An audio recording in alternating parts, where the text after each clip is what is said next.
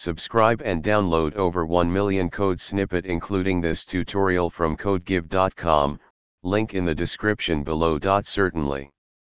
Here's an informative tutorial on creating a Python script to check password strength. We'll use a simple set of rules to determine the strength of a password. Ensuring strong passwords is crucial for securing user accounts.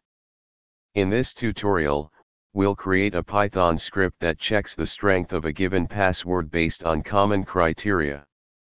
We'll consider the following criteria for a strong password. By using this Python script, you can quickly assess the strength of passwords based on common criteria.